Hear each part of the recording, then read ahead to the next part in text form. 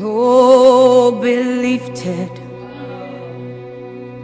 above all other gods.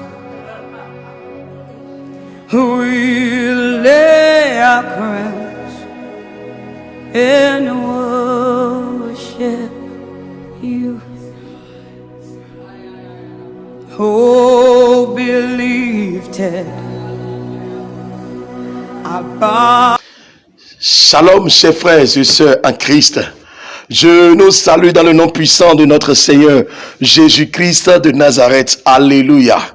Je te souhaite les bienvenus dans ce message de grâce, d'élévation, de paix, de gloire, dans ce message, dans cette parole de notre Seigneur Jésus-Christ de Nazareth. Amen. Alors, bien-aimés dans le Seigneur, nous allons prier. Quand nous allons terminer, quand tu vas terminer de regarder cette vidéo, alors je t'invite de pouvoir l'aimer et de pouvoir le partager. Que Dieu nous bénisse. Amen. Nous allons prier.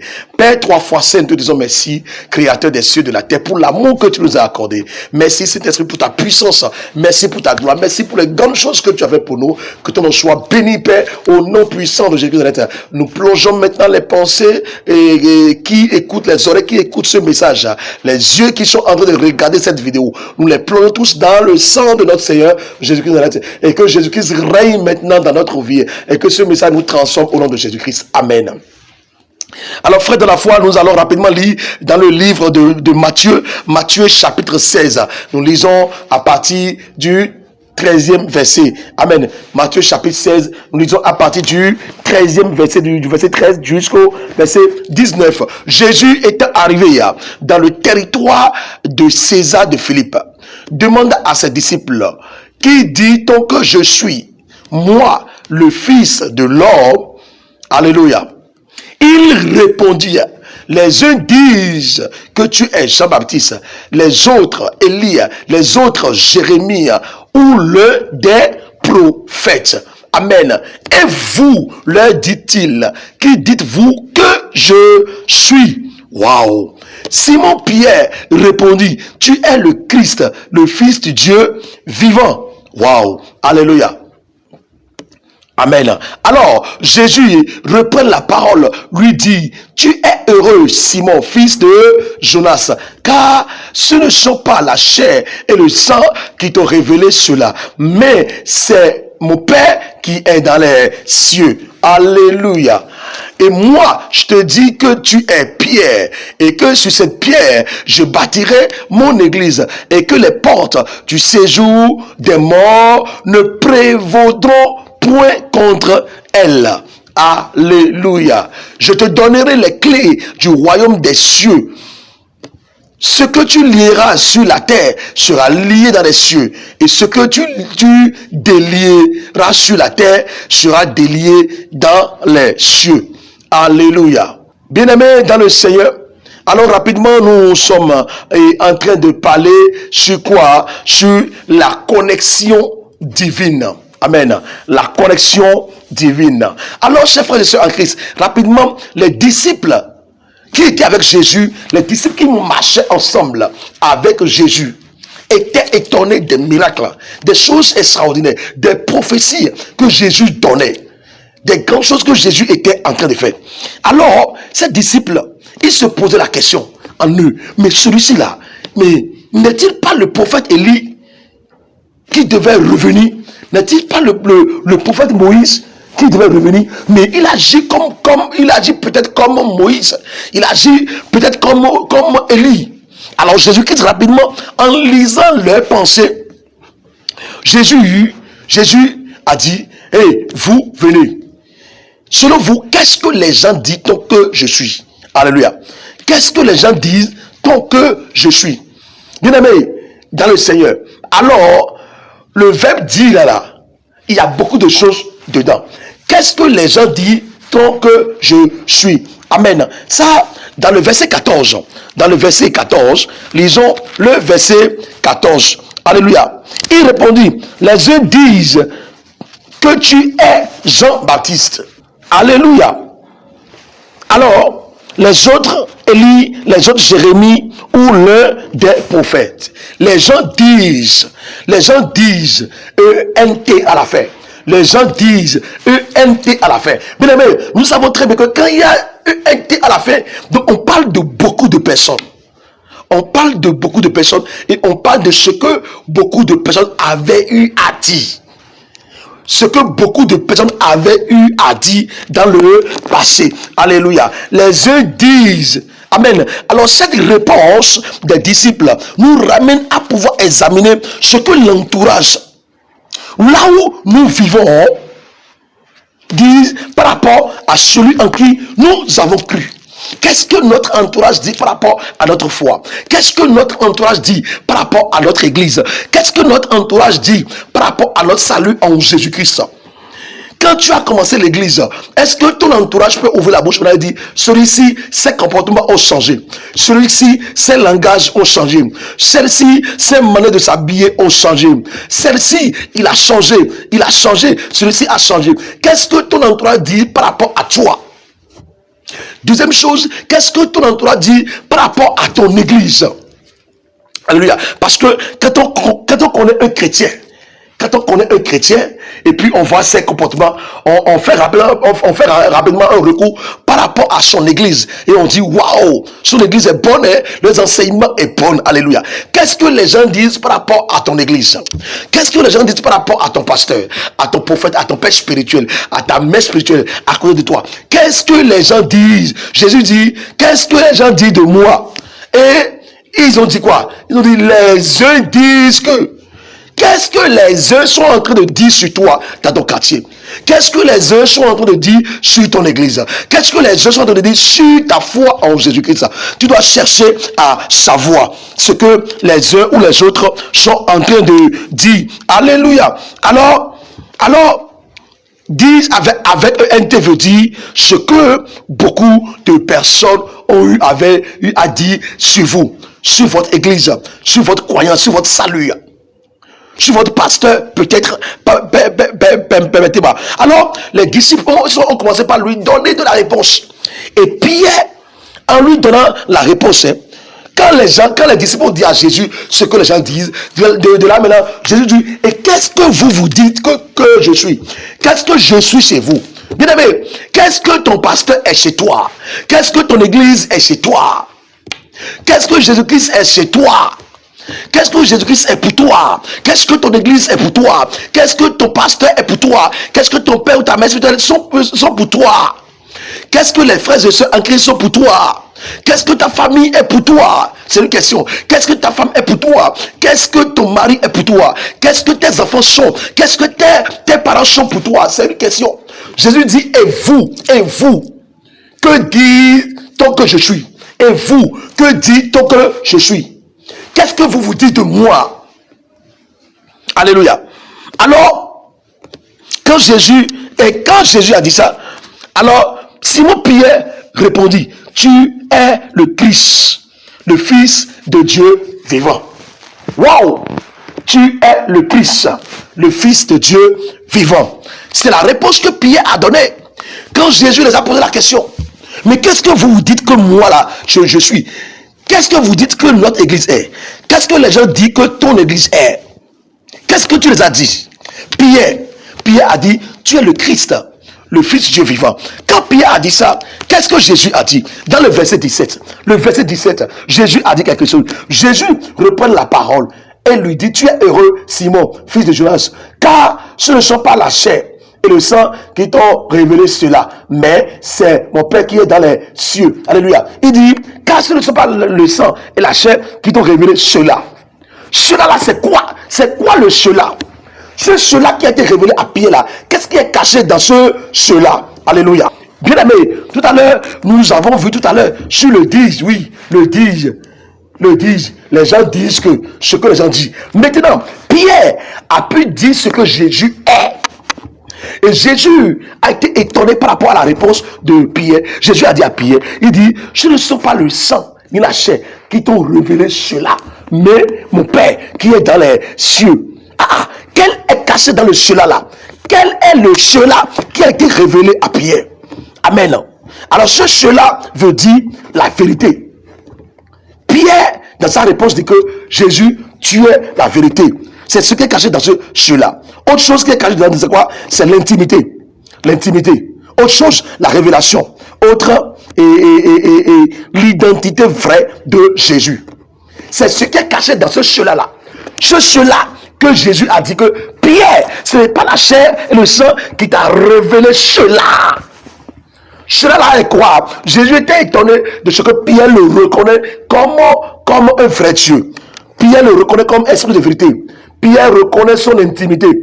Tu es le Fils de Dieu. Vous voyez? Pierre a vu l'esprit de révélation en lui.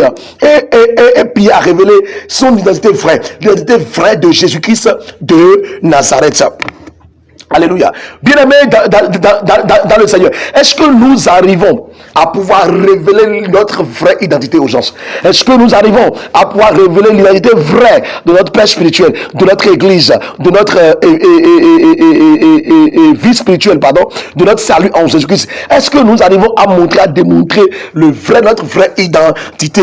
Alléluia. Je t'avais dit que dans cela, il y a la vérité, il y a quoi? Il y a l'intimité, il y a la révélation et l'identité vraie de Jésus-Christ de Nazareth. Alléluia. Alors, si nous allons prendre la vérité, quand on parle de la vérité, on parle de cet esprit. Alléluia. Dans Jean chapitre 16, verset 13, dit, quand le consolateur sera venu, l'esprit de vérité, il vous conduira dans toute la vérité, car il ne parlera pas de lui-même, mais il dira tout ce qu'il aura entendu, et il vous annoncera les choses à venir. Alléluia. Il dit quand le consolateur sera venu, l'esprit de vérité. Donc Pierre a pu lire en Jésus l'esprit de vérité. Première chose cachée dans cela. Alléluia. Alors, bien-aimé dans le Seigneur, deuxième chose qui est cachée dans cela que Jésus a dit à Pierre, ce ne sont pas ni le sang ni la chair qui t'a révélé cela, mais c'est mon Père qui est dans les cieux. Alléluia. Et j'ai dit que la première chose qui est cachée dans cela que Dieu a révélé à Pierre par rapport à l'identité de Jésus, première chose c'est la vérité. Et cette vérité c'est le Saint-Esprit. Alléluia. Et ça que nous avons lu tout à l'heure. Alléluia. J'ai dit deuxième chose qui est cachée dans cela, c'est quoi? C'est l'intimité.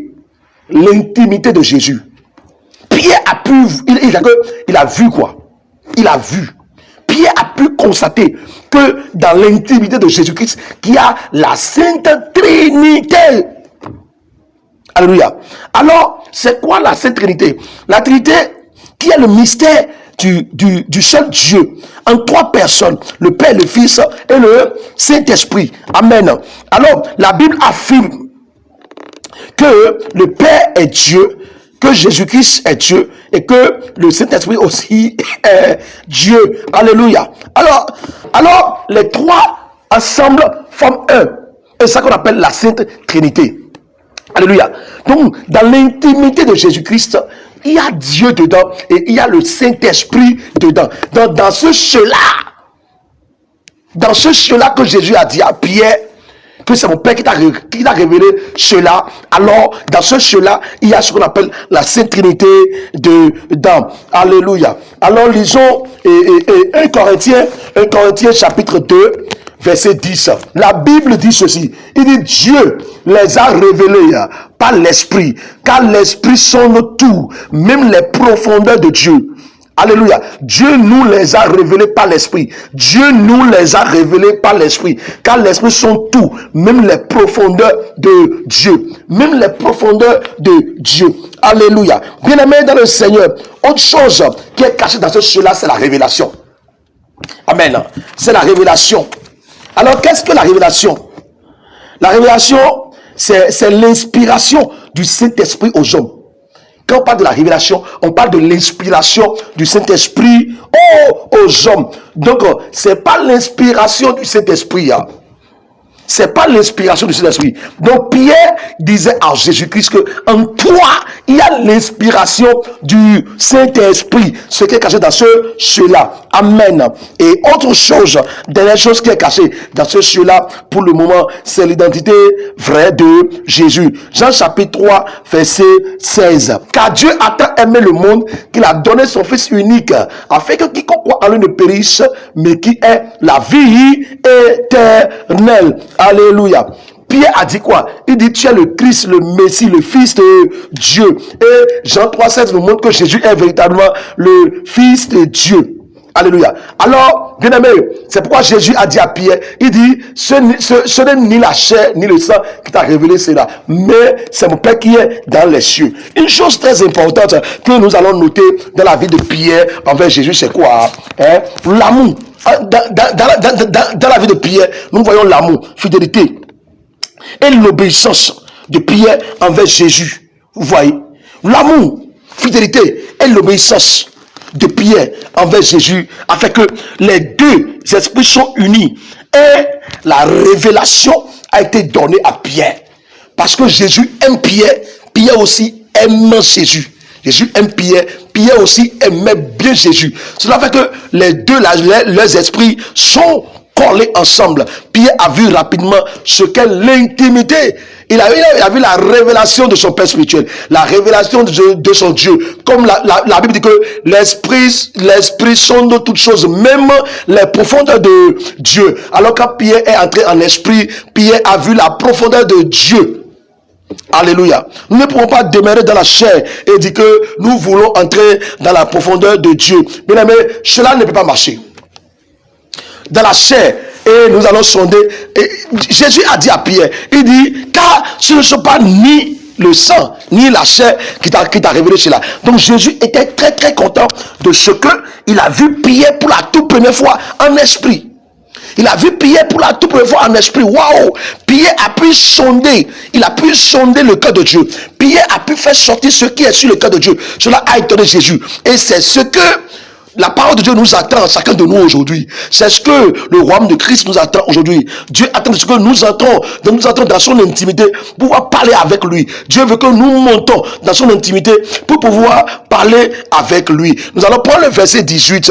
Écoutez ce que Jésus dit. Il dit, et moi je te dis que tu es Pierre, et que cette pierre, je bâtirai mon église, et les portes du séjour des morts ne prévaudront point contre elle. Alléluia. Bien aimé, et les portes, et les portes, il n'a pas dit et la porte, il dit et les portes du séjour de mort ne prévaudront point contre elle. Alléluia. Il dit et les portes du séjour de mort. Donc quand on parle des portes, les portes là, il y a beaucoup de choses qui ramènent vers la mort. Les portes du séjour des morts. Toutes portes du séjour des morts qui sont ouvertes contre ta vie. Je prie maintenant au nom de Jésus que ces portes soient fermées. Alors je sors de prier maintenant au nom puissant de mon Seigneur Jésus-Christ de Nazareth. Toutes portes du séjour des morts qui ont déjà ouvert ces gueules contre ta vie et qui cherchent à avaler ta vie. Dans le nom de Jésus, je la commande de fermer rapidement.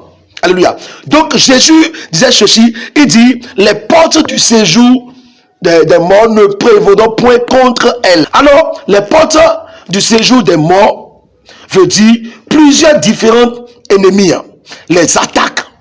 Plusieurs différents ennemis. Autrement veut dire quoi? Oui, je vais te nommer chef de mon église. Je vais déposer en toi une gloire. Je vais déposer en toi une honneur. Je vais déposer en toi une élévation. Où aucun ennemi ne peut jamais y contre. Aucun ennemi ne peut jamais le contester. Aucun ennemi ne peut jamais renverser. C'est ce que Jésus dit à Pierre en ce moment. Quand Jésus a vu Pierre monter en esprit, Pierre monter dans le spirituel, Pierre monter dans l'intimité de Dieu, alors Jésus a déposé dans la vie de Pierre ce que Pierre ne s'attendait pas. Bien aimé, la vie d'esprit paye. La vie d'esprit paye. La Bible dit chercher les choses d'en haut. Quand nous montons en esprit, c'est pour ramener sur nous les choses d'en haut. Et non les choses qui existaient déjà sur la terre. Donc les portes du séjour des morts, c'est les ennemis, c'est les attaques. Jésus dit, il dit tu es une pierre. Amen. Tu es une pierre. Alléluia. Et nous devons comprendre que aujourd'hui, cette pierre dont Jésus a dit c'est moi et toi. Avant c'était Pierre, mais aujourd'hui c'est moi et toi. C'est moi et toi, nous sommes des Pierres qui devaient apporter l'évangile vers les païens, l'évangile vers les pauvres. C'est moi et toi aujourd'hui. Cette pierre-là, c'est moi et toi. Ce pierre-là, c'est moi et toi. Et la pierre qui est en nous, c'est quoi? C'est la parole. La pierre, c'est la parole. La pierre, c'est Jésus-Christ même. La pierre, c'est l'église de Jésus. La pierre, là, c'est le ministère de Jésus. La pierre, c'est l'autel de Jésus. Alléluia. Amen. Donc, au temps de Jésus, c'était Pierre. Mais aujourd'hui, c'est moi et toi, nous sommes ce Pierre-là. C'est moi et toi, nous allons apporter l'évangile vers les païens. Alléluia. Que Dieu nous bénisse. Dit Amen. Dans le verset 15, si nous allons un peu en arrière, dans le verset 15, Jésus dit, et vous, là dit-il, qui dites-vous que je suis? Bien aimé, ce qu'il faut colorer en sec là, c'est le qui. Qui dites-vous aux gens ce que je suis? C'est ce que les gens ont dit sur moi. Mais vous là, vous qui sont avec moi, vous qui sont avec moi, vous que j'ai choisi, vous que j'ai appelé, vous qui avez décidé de venir prier Dieu chez moi, mais qui dites-vous que je suis? Qui vous dites que moi je suis? Bien aimé, dis-moi, qu'est-ce que tu dis de ton père, de ta mère, aux gens du dehors? Qu'est-ce que tu dis de ton pasteur, sa femme, aux gens du dehors, à côté des gens? Qui dites-vous que je suis? Qui dites-vous que je suis? C'est ce que les gens disent sur moi. D'autres ont dit que je suis prophète, je suis apôtre. Mais vous qui êtes avec moi là, que dites-vous là que je suis? Autrement dit quoi? Est-ce que vous me connaissez réellement? C'est la question que Jésus les posait avant que Pierre ne prenne la parole et Pierre a parlé. Alléluia. Qui dites-vous que je suis? Alors cette question est une évaluation d'engagement des disciples selon Jésus. Amen. La lecture de la pensée, le salut. Que dites-vous que je suis? Bien aimé, quand tu parles avec les païens au dehors, en ce qui concerne l'église de Christ, mais que dis-tu que l'église de Christ est à côté des païens? À côté de ta belle famille païenne, à côté de tes amis païens, à côté de ta famille païenne. Mais qu'est-ce que tu leur dis que Jésus est? Qu'est-ce que tu leur dis que l'église de Jésus est? C'est une grande et une bonne question. Si réellement tu as le salut en Jésus-Christ, si réellement tu as la révélation de Christ comme Pierre l'a eu, mais qu'est-ce que toi tu dis aux gens que Jésus est? Qu'est-ce que tu dis aux gens que l'église de Christ est? Comment tu parles du salut aux gens? Mais comment tu manifestes le salut? Est-ce que les gens arrivent à lui ce salut-là en toi? Mais que dites-vous que je suis? Vous, et dit, et vous, que dites-vous que je suis? Que dites-vous que votre pasteur est? Que dites-vous que vos parents sont? Que dis-tu que ta femme est? Que dis-tu que ton mari est? Que dis-tu que tes enfants sont? Que dis-tu que tes parents sont? C'est une question. C'est une question. Alléluia. Amen. Bien aimé, alors quand Pierre a fini de parler, Jésus a fait le branchement en lui. Jésus a fait le branchement. Amen. Quand Pierre est entré dans la connexion divine, maintenant Jésus lui a fait le branchement. Allez, comment Jésus a fait le branchement? Le verset 17 à 19. Jésus reprend la parole, lui dit, tu es heureux, Simon. Bien aimé, le branchement commence. Le branchement là commence. Jésus a commencé par faire du branchement à Pierre. Pierre mérite cela. Parce que Jésus l'a vu en esprit. Pierre a donné une réponse spirituelle. Il n'a pas donné une réponse charnelle. Alors Jésus lui a fait le branchement maintenant. Alléluia. Le verset 17. Amen. Jésus reprend la parole. Lui dit, tu es heureux, Simon, fils de Jonas, car ce ne sont pas la chair et le sang qui t'ont révélé cela, mais c'est mon Père qui est dans les cieux. Et moi, je te dis que tu es une pierre, et que cette pierre, je bâtirai mon église, et que les portes du séjour des morts ne prévaudront point contre elle. Je te donnerai les clés du royaume des cieux. Ce que tu lieras sur la terre sera lié dans les cieux, et ce que tu délieras sur la terre sera délié dans les cieux. Jésus lui a fait le branchement. Il mérite, Pierre mérite. Quand nous venons à l'église, nous devons chercher à avoir le branchement du Saint-Esprit en nous. Nous devons nous brancher, nous devons nous connecter à l'onction. Alléluia. Ce que nous voulons, c'est l'onction. Tu peux être milliardaire. Bien aimé, si l'onction n'est pas dedans, tu es un pauvre. Je te dis la vérité. Parce qu'une autre force peut venir et détruire, briser toute ta richesse. Et tu vas te retrouver à zéro. Mais si le Saint-Esprit est en toi, Si toi, avec le Saint-Esprit, vous êtes un, aucune force maléfique ne peut jamais venir te renverser et t'atterrir, t'éliminer totalement. Jamais! Alors, Jésus lui a fait le branchement. Amen. Et là, nous allons parler rapidement du branchement et ses bénéfices. Alléluia. Bien aimé, alors, là, nous avons pas mal de sept bénéfices que Pierre a connus dans ce branchement. Premier bénéfice, c'est quoi? C'est la joie. Parce que Jésus lui a dit, tu es heureux. La joie éternelle, la joie qui ne finit jamais. Quand Pierre a fini de révéler à Jésus, Jésus en ouvrant la bouche, Jésus dit que tu es heureux. Donc Jésus a branché la joie éternelle dans la vie de Pierre. Deuxième branchement que Jésus a fait à Pierre, c'est quoi? C'est la confirmation du salut. Jésus lui a dit, car ce ne sont pas la chair et le sang qui te l'a révélé, mais c'est mon Père qui est dans les cieux. Donc, quand Jésus a dit ça à Pierre, Pierre était content de ce que Pierre est d'accord que désormais qu'il a le salut en Jésus-Christ. Amen. Troisième branchement de bénéfice que Pierre a eu quand il a révélé l'identité vraie de Jésus, c'est la déclaration de la bouche de Jésus, même envers Pierre. Jésus dit, et moi, je te dis. Et moi, je te dis. Donc, la déclaration, la nomination de Pierre vient de la bouche de Jésus-Christ, même directement. Cela vient de la bouche de chef même. Donc, Pierre a eu l'onction directe de la bouche de Jésus. Il dit, Jésus dit, et moi, je te dis. Donc, Jésus est en train de faire la déclaration sur la vie de Pierre. Alléluia. Quatrième branchement de bénéfice que Pierre a eu, c'est quoi? C'est la première personne de l'église. Jésus dit, tu es Pierre, et sur cette pierre, je bâtirai mon église. Tu es une pierre, cette pierre, je bâtirai mon église. C'était sur la vie de Pierre que Jésus a dit ça pour la toute première fois. Donc Jésus a choisi Pierre comme la première personne de son église. Alléluia. Alors, sixième branchement de bénéfice que Pierre a eu chez Jésus, c'est quoi? Les clés du royaume des cieux. Jésus dit, amen. Là, Jésus parle de l'ouverture du ciel.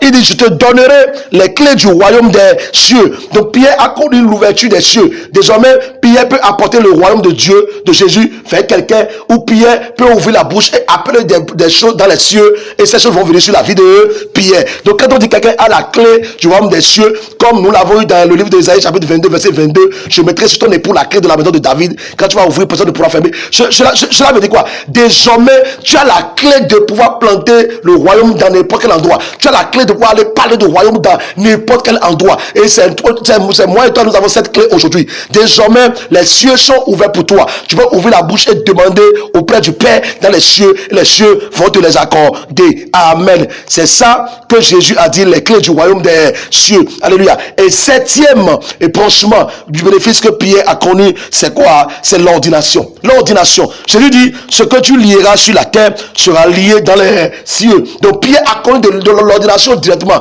la nomination directement. Alors, bien aimé, la leçon qu'il faut tenir là, la première leçon, c'est quoi? C'est dans Éphésiens chapitre 2, verset 20 à 21. Vous avez été édifiés sur le fondement des apôtres et des prophètes, Jésus-Christ lui-même étant la pierre angulaire. En lui toutes l'édifient, bien coordonné, s'élève pour être un temple saint dans le Seigneur. Donc les apôtres ont été la pierre.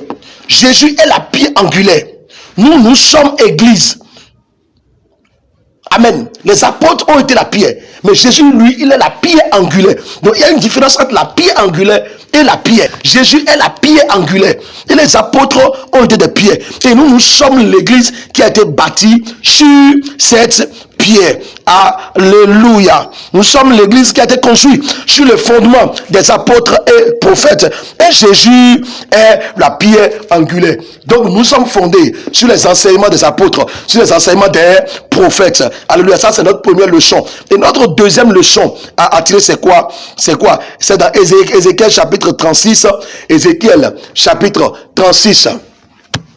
Verset 20. Je mettrai mon esprit en vous et je ferai en sorte que vous suivez mes ordonnances et que vous observiez et pratiquez mes lois. Je mettrai mon esprit en vous. Donc notre deuxième leçon, c'est quoi? Le Saint-Esprit est cet branchement dans lequel la vie de Pierre a été connectée. Donc nous avons été connectés nous-mêmes à cet esprit qu'on appelle le Saint-Esprit. C'est pourquoi il dit. Alors notre troisième leçon, Notre troisième leçon que nous allons tirer, c'est dans Romains chapitre 8, verset 9. Il dit, pour vous, vous ne vivez pas selon la chair, mais selon l'esprit. Si du moins l'esprit de Dieu habite en vous, si quelqu'un n'a pas l'esprit de Christ, il ne lui appartient pas. Alléluia. Alors le branchement fera de vous sa nature de force. Vous n'êtes plus à votre force. Vous avez désormais la nature du branchement du Saint-Esprit en vous. Je vous en conjure donc, soyez mes imitateurs. Soyez mes imitateurs. C'est ce que Jésus dit. 1 Jean chapitre 2, verset 27.